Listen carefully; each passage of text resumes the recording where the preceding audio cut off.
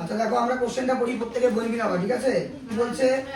9545 থেকে কোন ক্ষুদ্রতম ধনাত্মক পূর্ণ সংখ্যা বিয়োগ করলে বিয়োগফল একটা পূর্ণবর্গ সংখ্যা হবে। তার মানে যেটা কোশ্চেনে আমাদের দেওয়া আছে, কি দেওয়া আছে? 9545। কি দেওয়া আছে? 9545। ও নিচে কিন্তু পূর্ণবর্গ সংখ্যা না, ও নিচে পূর্ণবর্গ কিন্তু বলছে ওই সংখ্যা থেকে কিছু একটা সংখ্যা আমাদের বিয়োগ করলে ওটা কি হতে পারে? পূর্ণবর্গ হতে পারে। তাহলে যেটা দেওয়া আছে ওর নিচে কি পূর্ণবর্গ? তাও আমরা ওটারই কি করব? বর্গমূল করব। তাহলে কত নম্বর অঙ্ক এটা? 7 নম্বর। তাহলে কার বর্গমূল করব আমরা? 9545, অর্থাৎ 9545 এর কি করব? বর্গমূল। যদিও কিন্তু এর বর্গমূল যায় না, ক্লিয়ার? আগের অঙ্ক 3000 এর মতো। তাও আমরা বর্গমূল করি। দেখো তোমরা জানো নিয়ম, ডান দিক থেকে এক জোড়া কাটবো, এখান থেকে এক জোড়া কাটবো, ক্লিয়ার? এটুকু।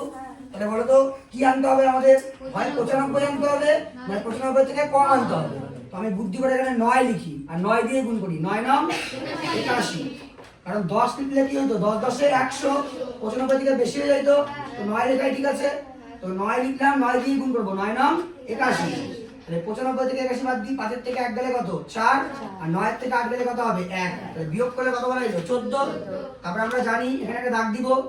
ভাগের সময় একটা করে কাটি, বর্গমূলের সময় কাটা করে কাটবো 2টা করে। বর্গমূলের সময় কাটা করে কাটবো 2টা করে। তাহলে একবারে 45 কাটে আনবো। কাটে আনলাম 45। আর তোমরা জানো এখানে কত আছে? 9। 9 এর ডবল লিখবো। 9 এর ডবল কত লিখবো আমরা এখানে? 18। 9 এর ডবল লিখবো কত? 18।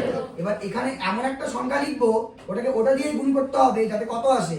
1445 আসে বা তার কম আসে, ক্লিয়ার? তো দেখো আমি এক কাজ করি, এখানটায় মোটামুটি একটা আইডিয়াতে 5 দিয়ে গুণ করে দেখি কেমন হয়। হলো? তো 5 লিখলাম, কি দিয়ে গুণ করলাম? 5 দিয়ে।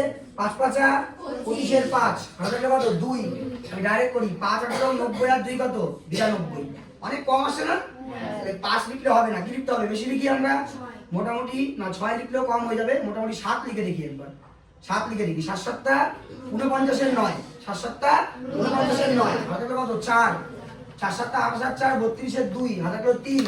7 8 7 3 কত বলো? 11। 7 8 7 3 কত? 10। কত আসতেছে? 1029। এটাও কম না? তো মোটামুটি 8 লিখে ট্রাই করি। কত লিখে ট্রাই করি? 8 লিখে দেখো ভালো করে।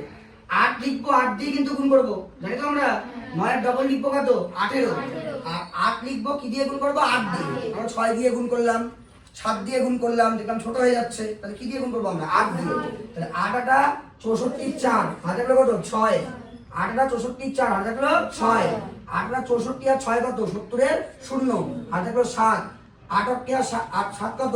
15। দেখো বেশি হয়ে যাচ্ছে না? 8 লিখলে বেশি হয়ে যাচ্ছে। কোনটা লেখা ঠিক ছিল? 7 লেখাই ঠিক ছিল। তো 7 লিখে করবো আমরা এখন। 7 7